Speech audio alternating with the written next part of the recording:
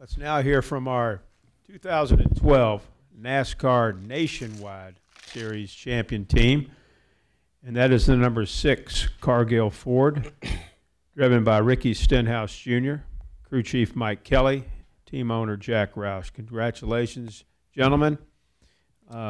Ricky, back-to-back seasons winning the NASCAR Nationwide Series. Just 6 drivers have done that. Most recently, Martin Truex Jr. He finished 23 points ahead of Elliott Sadler. Series high 6 wins, 19 top 5s, and 26 top 10s. For Jack Roush, this is your 4th NASCAR Nationwide Series driver championship. And you've won back-to-back driver titles now in the Nationwide Series.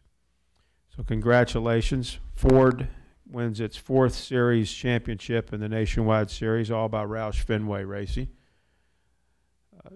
Ricky Stenhouse Jr., talk about back-to-back here in the Nationwide Series. How does that feel? Feels really good. That was loud. I think it's just a testament to how hard Jack, works and puts these guys together. I guess Mike's drinking already, but I don't know where he is.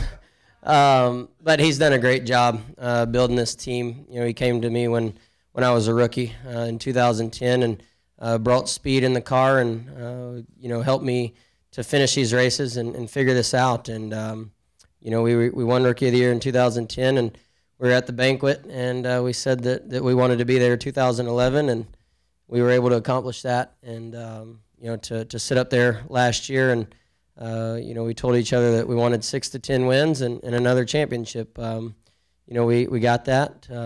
Just a lot of hard work by a lot of great people, and I'm just blessed to be a part of it. Jack, just talk about this championship. Ricky Stenhouse Jr., certainly one of the young, bright stars in our sport, going to be moving up to your Cup program next year. But just talk about what it means to win back-to-back championships with the number 6 car. It's been my honor and a extreme privilege to be part of the NASCAR operation here for 25 years. I've had a lot of great driver and crew chief combinations over the years. I've never had anything that has worked better than the relationship between Mike Kelly and Ricky. They are both going to do very well in this business for a long time to come. It's hard to put together a second championship on the heels of a first, especially when it's your first and your second when you're dealing with. And I've never seen it done before. I guess it's been done, but certainly not by my crowd. And Ricky and Mike really deserve my thanks and my credit for the great job they did. The sponsors behind the program, of course, made it all possible. Cargill is really important, as all the other sponsors. And Ford Motor Company has been unwavering over 40 years of support for the team.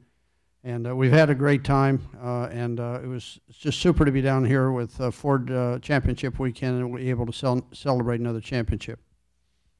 Take questions now for Ricky or Jack. If you have one, raise your hand. We'll start right here with Reed, then we'll go to Al, and then Bob.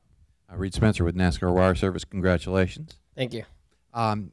Ricky, toward the end of the race there, when you were racing with the 2, the 3, and the 11 in particular, looked like it got a little bit dicey there at times. Were there some anxious moments at any point there? And Jack, for you, were there any anxious moments when that was going on? There were some anxious moments for our spotter, and I got tired of listening, so I keyed up the mic so he couldn't talk to me the rest of the race. So, he wanted me to let him go, and of course, I wanted 20 top 5s at least, and so we came up 1 spot short. We wanted to win the race. That's what we come to do each and every week, and that's what got us in the position that we were in. I felt like at times throughout the race we were okay, and the second to last run we were really, really loose, made a big adjustment, and I think we just over-adjusted a little bit. And I like racing hard like that. That's what I do. That's what I enjoy, and that's why I love racing, and that's just how I drive. Mike Cavanaugh was trying to do what he thought was best for Ricky and best for the team. He was getting on Ricky's nerves a little bit. He was getting on my nerves as well. And I saw Ricky, or I was aware that all the alarms went off when the mic got stuck. And I says, I motioned to Mike. I says, it's the steering wheel. He's got it. He's doing it himself. It's in the car. To start with, they thought maybe a crewman had a mic that was depressed. No, there was a car noise there, and Ricky had pushed it. My concern was that he'd fool around and hit the wall while he was trying to hold the damn button down. It was only 10 laps. Mike was well aware of what was going on. I'm just going to let you know. But let's hear from Crew Chief Mike Kelly. Mike, back-to-back championships as a crew chief. Just talk about how that feels. it's pretty awesome. You know, a year ago, after coming up here and winning the deal last year, me and Ricky sat down and said we really like sitting up on the Told him that stage. story already. And so we put a lot of work. You know, Jack and them gave us all the opportunities we needed. The toughest thing we probably took for granted over the last couple of years was having teammates, and trying to do it without a teammate. Really relying on everything Ricky tells us each and every week, and making sure we had good enough cars to give him what he needed to do. Obviously, when when our cars are close or really good, it's tough for anyone to stand up to Ricky out there. But there's been a couple weeks where we missed and didn't give him the things he needed, and he was able to bring them home with solid finishes. And comes up to a night like tonight where we were able to reach a goal that we set, and that's a really good feeling. Open it back up for questions, Bob. I think I have one over here to the right. Go ahead. Hey, there's 2004. We won that one too. Cup side. Bob Parker, Sporting News. I mean, Ricky, were you frustrated by the end of the race? Because I mean, were you trying to kind of hold back during the race? And what would it have been like to have to sit all season if you did happen to hit the wall there and lost the title? I don't think about that. I go out and drive 100% every lap, and you know, I ran the bottom when I needed to. I ran the very top when I needed to, and you know, ran the middle. I just I don't know. Luckily, I'm not having to tell you how it would have felt. So no, it's like I said, I like to go out and have fun. I like to drive hard, and you know, I don't ride around. That's not how we got in our position. I think if I rode around a little bit, we wouldn't have been in a, you know, even close in the points. I think we could have stretched it out this year, but driving that hard has made some mistakes this year by me, and got us where it was close. But I don't know. I don't know how that feels. So Let's go over here to the left. Jeff, go ahead.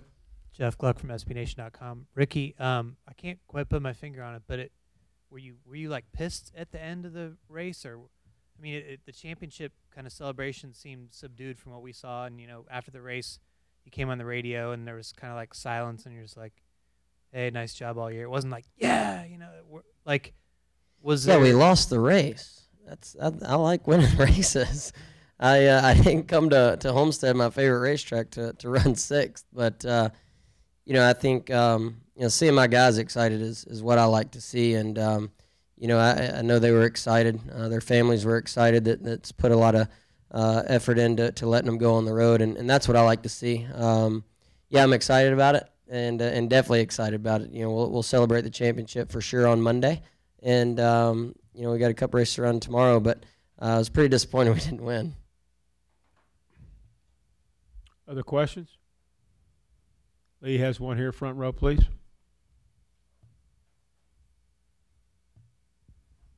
Lee Spencer, Fox Sports.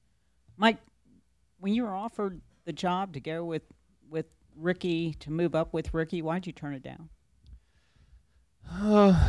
There's a couple of reasons involved. Obviously, I think with Ricky going into the Cup Series, he's going to need somebody that really knows those cars a lot and been around those cars a lot. And I've especially this year, I was solely integrated into the nationwide side. We obviously are affiliated with a Cup team, and I can use the resources as I need them. But there's me and my engineer and Dave Simba. We stay focused on that, and I have had no interaction really with the Cup side and anything they needed, anything they're doing. So I told Jack, I said that I thought Ricky needed the very best crew chief, the most technically smart crew chief. Those cars are a lot different than what we're used to, and I felt like he deserved going in as a rookie. He deserved to have the very best, and I have two small children at home, and you know, Cup crew chief deal is a 7-day a week, 70-hour a week a job, and I love being home on Sundays and spending it with my kids right now, and I told Jack the other night, I said, I will go to the Cup level again, and I will win races for Jack, and I will win a championship for Jack. And if our paths cross again, for sure, with Ricky, that would be a dream come true for me.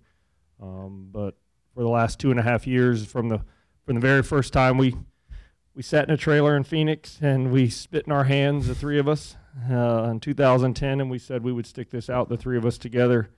The ride has been an amazing ride for 2.5 years. We had some tough days at the beginning. We wrecked a lot of race cars, and we missed a race at Nashville, and no one ever gave up. No one ever quit, and kept pushing and got where we needed to be last year. And that wasn't enough. You know, we set the bar high.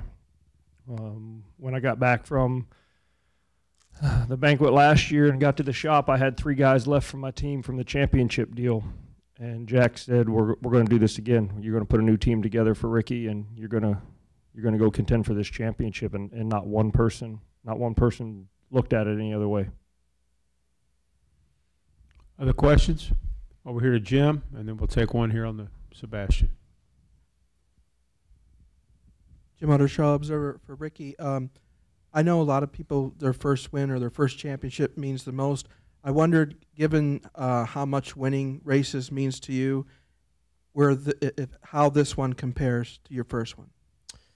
Yeah, I think it's a bigger one. Obviously, the performances this year was a lot better than last year, and I think that's what you got to look at.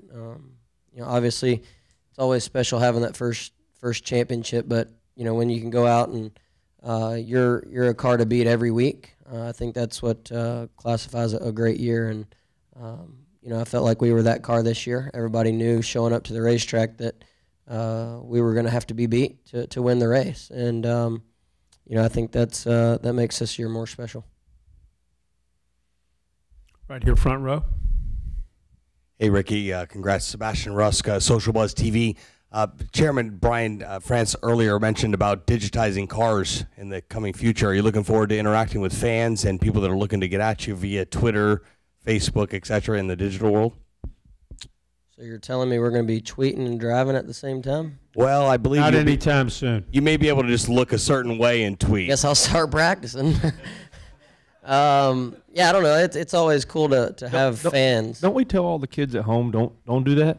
I mean, I don't know. That's what I tell them all the time. But anything that we can do to, bring the fans closer to what we do each and every day, I think is a good thing. And if it wasn't for fans, we wouldn't be able to be out here doing this sport. And we thank them a lot. But anything that gets them closer to seeing what we do each and every day is pretty cool.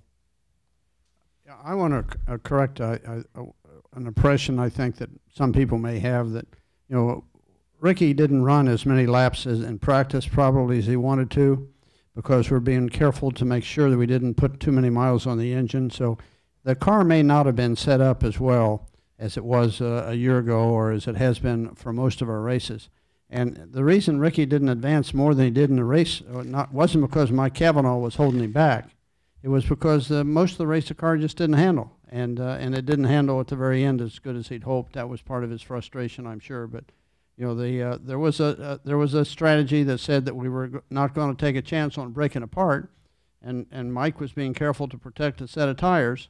So for that reason, I think that we weren't at our best in terms of the car setup, and that reflected more in the fact that Ricky finished sixth than any strategy or anything that the spotter said.